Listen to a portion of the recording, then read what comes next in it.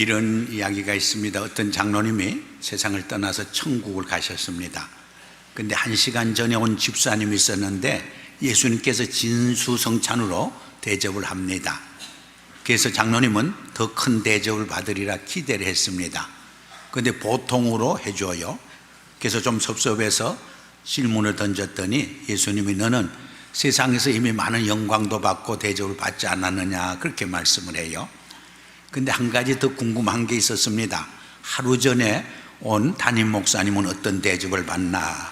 그래서 물었더니 음식 배달 나가셨다고 그러더라고요. 그래서 많이 위로가 되었습니다. 근데 목사님이 왔는데 예수님이 별로 반갑게 환영하지 않고 자리에서도 일어서지 않네요. 그래서 제가 목사님이 내가 한평생 주를 위해서 봉사하고 헌신했는데 왜 좀 일어나서 영접하고 환영하지 않습니까? 그랬더니 내가 일어나면 네가 이 자리에 앉을까 봐 못 일어난다 그러더라고요. 누가 만든 풍자지만은 우리에게 주는 교훈이 큽니다. C.S. 루이스는 유명한 책 피고석의 하나님이라는 책을 썼습니다. 그 책에서 현대인들은 하나님을 피고석에 앉혀놓고 자기가 하나님 자리에 앉아서 하나님이 존재하느냐 혹은 존재하지 않느니 살았느니 죽었느니 심판을 하고 있다고 말했습니다. 참 신앙생활과 참 섬김은 우리가 하나님의 자리에서 내려와 피고속으로 돌아가는 데서 출발을 하는 것입니다. 믿습니까? 저는 오늘 저 자신과 여러분께 질문을 던지고 싶습니다. 섬김이 부담입니까? 기쁨입니까? 여러분, 섬김이 의무입니까? 축복입니까? 제가 한번 언급을 했습니다마는 많은 사람들이 섬기라면 자기 시간과 물질과 은사를 바쳐서 섬기하기에 손해난다고 생각을 합니다. 그래서 섬김에 대해서 인색합니다. 몸을 움츠립니다. 그러나 그것은 하나만 알고 둘은 모르는 인간적인 계산법입니다. 하나님의 영적 계산법에 보면 섬기는 자가 복을 받습니다. 섬기는 자가 리더가 됩니다. 섬기는 자가 주인이 됩니다. 섬기는 자가 역사를 만들어 갑니다. 섬기는 자가 세상을 변화시켜 갑니다. 섬기는 자가 다른 사람께 영적 영향력을 미치게 되는 것입니다. 그래서 예수님은 인자가 온 것은 섬김을 받으려 함이 아니라 섬기기 왔고 자기 목숨을 많은 사람들의 대속물로 주기 위해 오셨다 말씀했어요. The Son of Man didn't come to be served but to serve and give his life as ransom for many. 너희 중에 으뜸이 되고자 하는 자는 섬기는 종이 되어야 하리라. Whoever wants to be greater among you will be your servant. 여러분, 위대하게 되고 으뜸이 된다는 말이 무슨 말이에요? 결국 지도자가 되고 역사를 만드는 사람이 되고 세상을 변화시켜가는 사람이 되고 다른 사람들께 많은 영향력을 미치는 사람이 된다는 뜻이 아닙니까? 그런 삶을 살기 위해서는 섬기는 종의 삶을 살 수 있어야 한다고 말씀하는 것입니다. 세계적인 재벌 빌 게이트가 수년 전에 자기가 다니던 하버드 대학교에서 30년 만에 졸업장을 받았습니다. 명예 박사학위까지 받았습니다.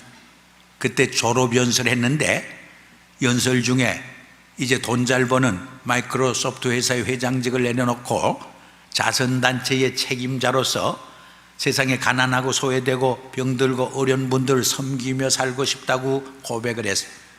30년 후에는 이 섬김의 차원에서 자기 인생을 평가받고 싶다고 고백을 했습니다. 여러분, 빌 게이트가 머리가 나빠서 그런 고백을 했습니까? 누구보다도 계산이 빠른 분이요, 돈 버는 데는 천재 중에 천재가 아닙니까? 그럼에도 불구하고 섬기면서 살고 싶다고 고백한 내용이 뭐예요?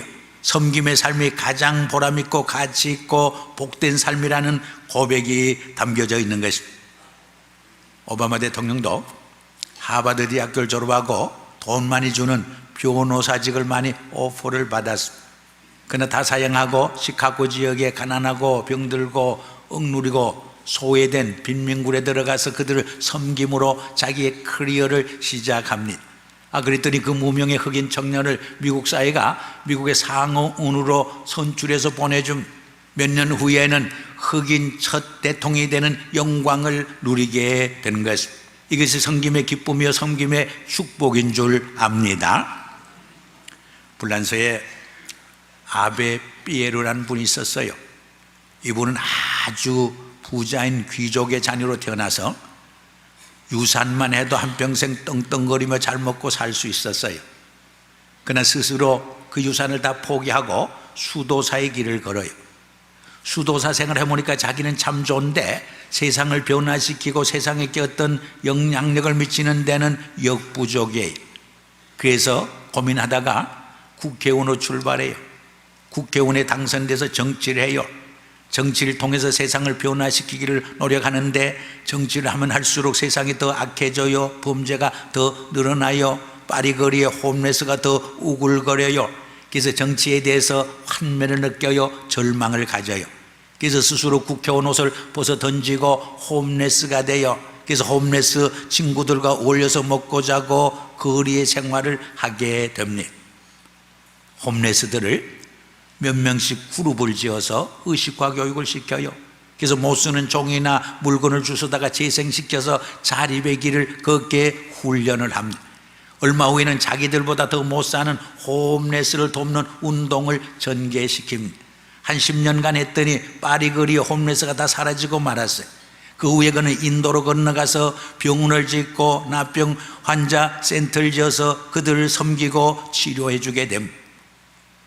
건물을 짓자니까 돈이 많이 들잖아요. 그래서 옛날 홈레스 친구를 찾아가요. 그 중에는 큰 기업가가 된 사람도 많아요. 준재벌이 된 사람도 많아요. 그래서 그분들에게 도네이션 하라고 했더니 엄청난 돈을 도네이션 해줘요. 그 돈으로 엄청나게 훌륭한 건물을 세워주게 됩니다.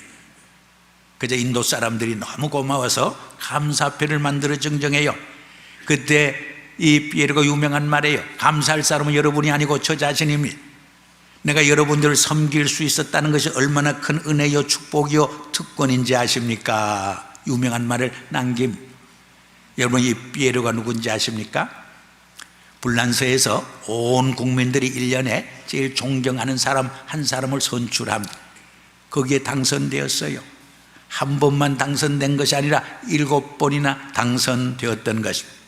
이분은 2007년에 세상을 떠나요. 그렇지만 그분이 만든 엠마우스라고 하는 자선단체는 44개국가에서 350개의 조직을 가지고 세상에 가난하고 헐벗고 굶주리고 병든 자를 그리스도의 사랑으로 섬겨주고 있는 것입니다. 그들에게 삶의 소망과 희망을 불어넣어주고 있는 것입니다.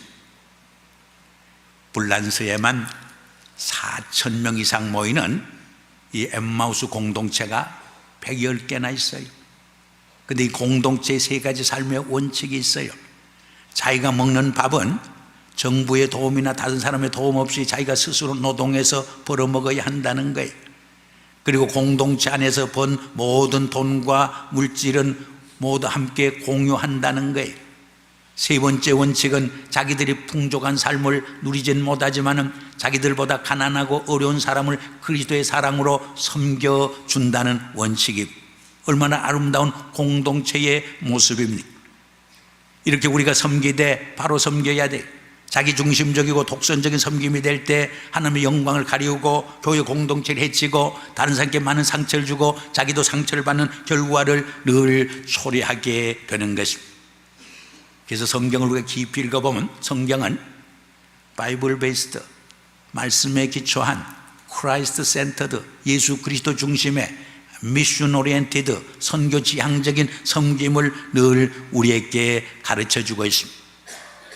이 점에서 오늘 본문을 중심으로 우리가 어떻게 섬겨야 할 것인가 몇 가지로 묵상하기를 원합니다. 오늘 본문은 밀레도에서 사도 바울이 에베소 교회의 지도자들 불러놓고 3년간 자기가 에베소 교회를 어떻게 섬겼는가 자기 고백적이고 간증적인 설교를 한 일부입니다. 오늘 본문 19절 말씀 다시 있습니다. 곧 모든 겸손과 눈물이며 유대인의 관계로 말미암아 당한 시험을 참고 주를 섬긴 것과, 첫째로 모든 겸손으로 섬겼다고 그래요. 이것은 온전한 겸손, 참된 겸손을 말하는 거예요. 영어 성경에는 with great humility, 위대한 겸손으로 섬겼다고 말합니다. 이것은 어떤 상황과 환경 속에서도 자기를 과시하거나 자기를 선전하거나 우월감을 가지고 섬기는 것이 아니라 정말 낮아져서 하나님 영광을 위해서 주를 기쁘기 위해서 섬긴 모습을 의미하는 것입니다. 여러분, 예수님도 우리 인간을 구원하시고 섬기기 위해서 하늘의 높은 보좌를 버리시고 낮고 천한 종의 모습으로 오셔서 우리를 섬겨주셨어요. 하물며 우리가 낮아지지 아니하고 어떻게 하나님을 바로 섬기고 교회와 잃어버린 영혼을 바로 섬기고 상처 입은 심령들을 제대로 섬길 수 있겠습니까? 여러분, 교만한 사람은 하나님을 바로 경배하고 찬양하지 못해요. 겸손한 사람만이 하나님을 바로 경배하고 예배하고 내 이웃을 내 몸처럼 사랑하면서 섬길 수 있게 되어지는 것입니다.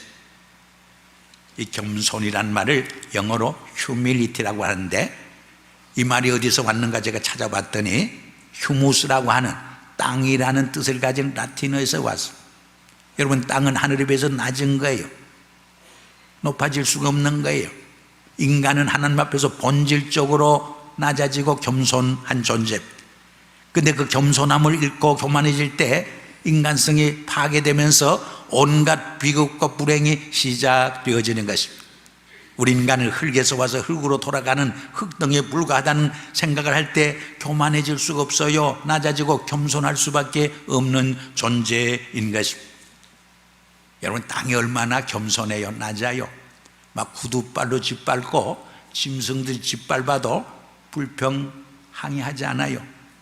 좀 속된 말로 힘을 베타 모독을 하고 소대변을 넣어도 그 모독과 휴밀리에이션을 다 받아들이고 더 기름진 땅이 되어서 오곡백과가 풍성한 열매를 맺게 하는 거예요. 이것이 겸손의 모습이에요. 우리 예수님의 십자가상에서 온갖 고난과 침뱉음과 조롱과 모독을 당하셨어요. 그 많은 고독, 모독과 침뱉음과 모욕을 당하면서도 다 그것을 받아들임으로써 온 인류를 구원하고 하나님 우편에 앉는 영광을 누리게 되는 모습을 우리에게 보여주십니다. 그래서 하나님은 교만한 자를 물리치시고 겸손한 자를 사랑하시고 축복한다고 성경에서 거듭 말씀을 하고 있어요. 우리 인간은 겸손한 것만큼 성장하고 성숙해요. 우리는 겸손한 것만큼 하나님의 은혜와 축복을 받게 되는 줄 믿습니다. 제가 성경에 나오는 겸손한 자에게 주는 축복이 얼마나 큰가 찾아봤더니 15가지가 훨씬 넘어요. 하나님은 겸손한 자의 기도와 소원을 응답해 주신다고 말해요. 하나님은 겸손한 자에게 지혜를 주신다고 말해요.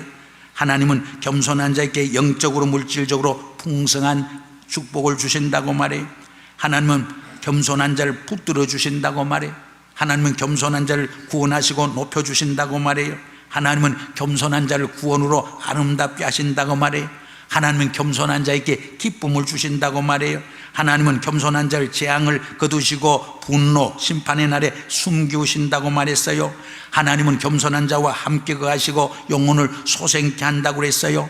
하나님은 겸손한 자에게 쉼을 주신다고 그랬어요. 하나님은 겸손한 자에게 은혜를 베풀어 주신다고 말했어요. 하나님은 겸손한 자를 존귀케 한다고 그랬어요. 하나님은 겸손한 자에게 치유와 회복을 주신다고 말해요. 하나님은 겸손한 자에게 재물과 영광과 생명을 주신다고 말해요. 하나님은 겸손하고 온유한 자에게 땅을 기업으로 주신다고 말해요. 그 외에도 하나님은 겸손한 자에게 평강을 주시고 더 큰 일을 맡겨주신다고 말씀을 하고 있는 것입니다. 겸손은 하나님의 은혜와 축복을 받는 통로에 The humility is a channel to receive God's power, grace and blessing. 하나님의 위대한 은혜와 축복은 이 겸손의 계곡을 통해 우리에게 넘치도록 부어주시는 것입니다. 보스턴 대학교에서 한 30년 이상 실천신학을 가르치다가 은퇴한 호크만인 교수가 있습니다. 이분은 은퇴한 후에 자기가 가르친 제자 중에 가장 가난하고 어려운 시골 교회를 섬기는 교회를 찾아가서 연봉 일부를 받기로 하고 케어테이커, 심부름하고 소재하는 관리인을 자청해서 신문기자가 너무나 충격적인 뉴스여서 찾아가서 인터뷰를 요청을 합니다. 그랬더니 지금은 근무 시간이니까 담임 목사님의 허락을 맡아오면 인터뷰에 응해주겠다고 그래요. 그래서 허가를 받고 인터뷰를 했어요. 뭐라고 한지 아세요? 30년간 대학교에서 이론적으로 실천신학을 가르쳤는데 은퇴 후에도 건강을 주셨으니까 이제 필드에서 프랙티스 하고 싶다고 그랬어요. 30년 이상 교수 생활했으니까 연금이 많이 나오니까 생활비가 필요 없어요. 그래서 연봉 1불 받기로 하고 계약을 했다는 거예요. 얼마나 감동적인 이야기예요. 이런 진실하고 겸손한 섬김 있는 곳에 세상이 교회 권위 앞에 무릎을 꿇어요. 세상이 교회를 통해서 감동을 받아요. 교회가 세상을 변화시키고 감동을 줄 수 있어요. 근데 오늘날은 교회가 세상을 염려하는데 세상이 교회를 염려할 때가 얼마나 많이 있습니까? 두 번째로 오늘 본문에 보니까 눈물로 섬겼다. with tears. 눈물은 사랑의 극치입니다. 요셉은 형제들 만났을 때 아무 말 하지 않고 울었어요. 예수님도 예루살렘 성을 바라보면서 나를 위해 울지 말고 너희와 너희 자녀를 위해 울라고 통곡을 하셨던 것입니다. 우리 기독교 복음의 핵심은 사랑이에요. 요한복음 3장 16절이 복음의 요약이에요. 하나님의 세상을 이처럼 사랑하사 독생자를 주셨으니 누구든지 저를 믿는 자마다 멸망치 않고 영생을 얻으리라. 예수님은 뭐라고 말해요? 내가 너희에게 새 계명을 주노니 너희가 서로 사랑하라. 내가 너희를 사랑한 같이 너희도 서로 사랑하라. 이때 비로소 세상 사람들이 너희가 내 제자인 줄 알리라고 말씀하지 않았습니까? 사도 요한은 하나님은 사랑이라. 우리가 사랑할 때 하나님을 알고 하나님이 우리와 함께 하시고, 우리가 사랑하지 않을 때 하나님을 모르고 하나님이 우리와 함께 하시지 않는다고 말해요. 우리가 사랑할 때 사망에서 생명으로 옮겨진다고 말해요. 우리가 사랑하지 못하고 미워할 때 우리 속에 영생이 없다고 분명히 말씀하고 있습니다. 사도 바울은 사랑은 율법의 완성이라고 말합니다. 예수님은 부활하셔서 베드로에게 나타나서 내가 나를 사랑하느냐 내가 나를 사랑하느냐 3번 질문한 후 내 양을 먹이라고 새로운 소명과 사명으로 불러주신 것을 우리는 찾아볼 수가 있습니다. 섬김의 사람에게 있어서 사랑이 중요하다는 것입니다. 결국 우리 크리스찬의 삶이 뭐예요? 우리가 받은 예수님의 사랑, 하나님의 사랑을 체험하고 그 사랑과 은혜에 감사해서 내 이웃과 다른 사람들을 그리스도의 사랑으로 섬겨주는 삶이 크리스찬의 삶이 아니겠습니까? 예수님의 100마리 양 중에 99마리 양을 버려두고 1마리 양을 찾아가듯이 The Heart of Compassion, 예수님의 그 사랑의 마음을 가지고 잃어버린 영혼을 찾아가는 삶이에요. 그때 잃어버린 영혼이 구원을 받고 하나님께 돌아와요. 상처받은 심령들이 치유되고 회복되는 역사가 나타나요. 브로큰 릴레이션십이 회복되고 치유되는 역사를 우리는 경험하게 되어지는 것입니다. 한 목사님의 간증입니다. 한 10년 동안 한 교회에서 섬겼는데 한 1, 2년 동안 그 교회에서 가장 영향력이 있는 장로님이 어려움을 많이 주었어요. 그래서 상처도 많이 받고 많이 정말 어려웠어요. 그래서 이 교회를 떠나야 하나 그런 생각도 하면서도 그래도 그 장로님을 만나서 한번 화풀이도 하고 따지고 큰 소리치고 한번 결단을 하고 결판을 낸 후에 결정을 해야 되겠다고 만나자고 했어요. 조용한 장소에 만나는데 그 장로님 만나는 순간 눈에서 자꾸 눈물이 나요. 왜? 10년 전에 자기가 봤을 때는 그 장로님이 젊었어요. 의기양양했어요. 자신감이 넘쳤어요. 그런데 너무나 많이 몸이 변했어요. 쇠약해요. 병색이에요. 얼굴에 뭔가 근심과 걱정으로 가득 쌓여 있어요. 그 순간 목회자로서 그 장로를 위해서 기도하지 못한 그 자책감, 그 아픔과 어려움을 위해서 함께 정말 섬겨주지 못하고 그 아픔을 나누지 못한 그 죄책감이 생기면서 부끄러워졌어요. 눈물이 계속 흐르는 거예요. 장로님이 아니 목사님 무슨 일이에요? 묻지 않겠어요? 그저 솔직히 고백을 했어요. 막 한번 따지고 단판을 짓고 결판을 지려고 왔는데 장로를 만나는 순간 이런 생각이 들었다고. 그때 장로님도 아닙니다. 제가 그동안 가정이 어렵고 사업이 너무 힘들어서 정말 목사님의 오른팔이 되고 목사님을 잘 섬겨줘야 하는데 많은 어려움을 주고 괴로움을 주고 고통을 준 것 같아서 너무나 미안해요, 죄송해요 하고 오히려 사과를 해요. 목사님과 장로님이 손을 붙잡고 조용한 그 장소에서 울면서 한 15분 동안 기도하게 되는 것입니다. 모든 문제가 풀려서 해결됐어요. 그래서 10년간 더 그 교회에 있다가 원로 목사로 추대되었다고 하는 그런 간증을 들은 적이 있습니다. 오늘날도 사랑의 눈물이 있는 곳에 우리 가정의 문제가 해결돼요. 부부나 가족관계의 릴레이션십이 해결돼요. 우리 교회 문제도 해결되어 더 건강한 교회로서 하나님의 위대한 비전과 사역을 감당하게 되어 잃어버린 영혼이 돌아와요. 상처받은 심령들이 치유되고 회복되는 역사가 일어나게 되어지는 것입니다. 영국의 피츠제랄드라는 분은 아주 거부였어요. 근데 젊어서 그렇게 사랑하던 아내를 잃어버려요. 그자 외아들을 그렇게 사랑하면서 외아들이 큰 의지가 되어서 삶을 이어가요. 근데 그 외아들도 10살이 넘으면서 병약해서 세상을 떠나고 말아요. 그러자 삶의 의욕과 소망을 완전히 상실해요. 그는 그림을 그리고 그림을 수집하면서 일생을 소일을 해요. 그러다가 세상을 떠날 때 그 많은 그림과 재산을 다 처리해요. 그리고 유언장을 남기고 세상을 떠나는데 세계적인 화가들이 그린 그 값비싼 그림은 싸게 파니까 다 나가버렸어요. 근데 마지막으로 한 그림은 사가는 사람이 없어요. 무명 화가가 그린 이 아들의 초상화였어요. 아무도 겉들어 보지 않아요. 근데 그 옆집에 사는 할아버지가 있었는데 이 아들을 사랑해 주었어요. 가끔 만나서 먹을 것도 사주고 함께 시간을 보내주었어요. 그분이 그 아들 생각해서 그 무명 화가가 그린 초상화를 사게 됩니다. 근데 놀라운 사실은 그 초상화 프레임을 뜯어봤더니 아버지 유언장이 남겨 있어요. 이 초상화를 사가는 사람에게 자기의 전 재산을 다 물려준다는 유언장이 남겨 있어요. 얼마나 수지 맞았어요. 우리 하나님께서도 독생자 예수 그리스도를 보내주시면서 예수를 믿고 그를 사랑하고 그 사랑을 실천하며 사는 성도에게 하늘의 기업을, 하늘의 유업을 물려주겠다고 약속하고 있지 않습니까? 마지막으로 시험을 참고 섬겼습니다. 여러분, 사랑은 오래 참는 거예요. 가정이나 교회나 우리 직장에서도 늘 평탄하고 순탄한 길만 있지 않아요. 때로는 시험이 찾아오고 시련이 찾아오고 어려움이 찾아오고 광풍이 불어요. 그때 인내하고 참아야 돼요. 참지 못하고 서두를 적에 이스마엘 나는 비극이 시작돼요. 그러나 하나님의 때를 기다리고 참을 적에 이삭을 낳는 축복과 영광을 누리게 되는 거예요. 그래서 성경에 보면 시험을 참는 자가 복이 있다고 분명히 말씀하고 있지 않습니까?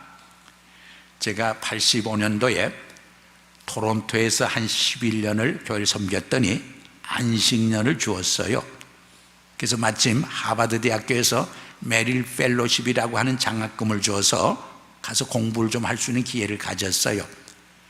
아주 기숙사도 주고 장학금도 상당히 많이 주어서 아주 잘 지냈어요. 세계적인 신학자들도 많이 만났어요. 리차드 니버 같은 분, 또 헨리 나운이라고 하는 영성신학자, 하비 콕스라고 하는 세속도시를 썼다가 나중에 영성신학자로 바뀐 그런 분들을 만나서 강의도 듣고 좋은 교제 시간도 가졌습니다. 근데 교회로 돌아가기 전에 성지순례를 꼭 한번 하고 싶었어요. 근데 이스라엘 구경하는 것도 중요하지만 출애굽에서 이스라엘 백성들이 광야길을 거쳐온 것을 꼭 한번 보고 싶었어요. 그래서 미니버스를 타고 갔는데 거리가 그렇게 멀지 않지만 국경지대에서 얼마나 시간을 끄는지 몰라요. 이스라엘 쪽에서 1시간 반 이상, 애굽 쪽에서 1시간 반 이상, 얼마나 뜨거운 여름철에 시간을 끄는지 막 짜증이 나고 불평이 나요. 그래서 막 불평하고 짜증을 부렸더니 함께 갔던 백인 친구가 그래요.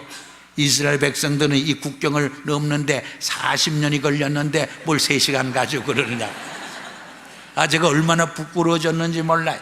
그때 제가 이렇게 참지 못하고 제가 목회를 한다고 하는 것이 얼마나 부끄러워졌는지 몰라요. 그러면서 이 인내에 대한, 참음에 대한 얼마나 중요한 교훈을 배우게 되는지 모릅니다.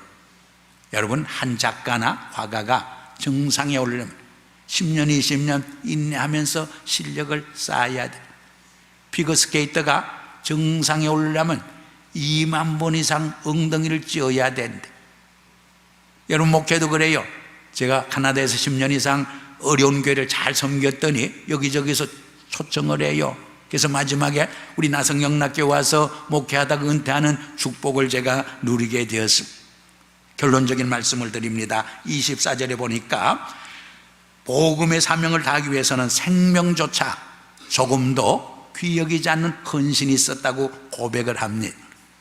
우리가 인생을 성공적으로 멋있게 살려면 4M을 바로 정립하고 살아야 한단 말이 있어요. 첫째 M은 뭐냐? 마스터에 내 인생의 주인이 누군가를 바로 결정해야 돼. 여호수아는 너희 섬길 자를 오늘 선택하라고 말해요. 우리 가정과 나는 여호와만을 섬기겠다고 말해요. 하나님을 나의 인생의 마스터로 경하고 나갈 때 하나님이 나의 삶을 책임져 줘요. 복의 근원이 되게 하셔요. 축복의 통로로 삼아 주셔요. 걸작부 인생으로 나를 빚어 가시는 것이. 두 번째는 멘토, 좋은 스승을 만난다는 것이 얼마나 큰 축복인지 몰라요. 제가 오늘 제가 되기까지는 제게 많은 영적 감동을 준 스승들이 있습니다. 얼마나 감사한지 몰라요. 우리가 교회 생활하고 신앙생활 할 때 좋은 영적 리더를 모시고 신앙생활하는 것은 얼마나 중요한지 몰라요. 그래서 우리가 제4대 담임 목사를 위해서 열심히 우리가 하나님 앞에 매어달려 기도해야 하는 것이. 세 번째로는 메이트, 반려자예요. 뭐니 해도 여자들은 남편을 잘 만나야 돼. 대통령을 만나면 대통령 영부인이 돼요. CEO를 만나면 회장님, 사장님, 마나님이 돼요.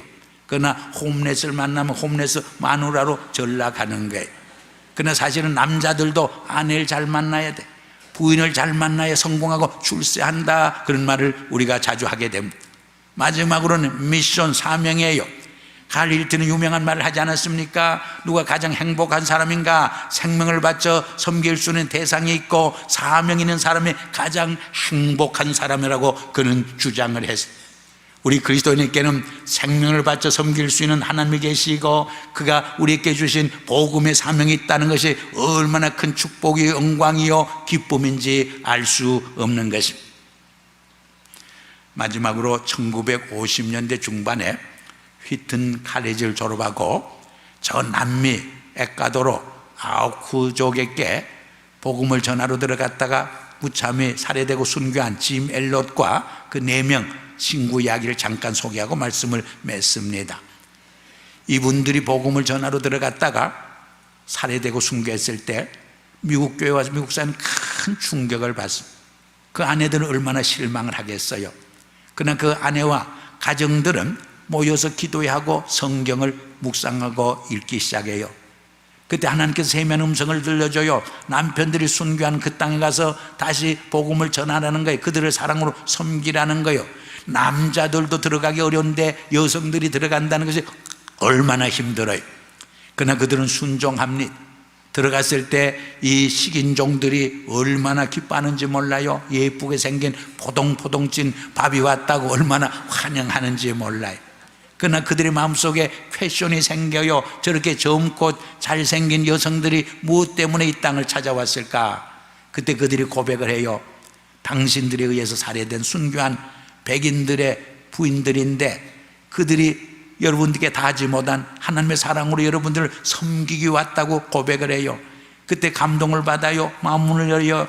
그래서 다 예수를 믿고 정말 선교사를 죽인 한 사람은 목사까지 되고 온 마을이 복음의 열매로 변화되는 역사가 일어나게 됩니다.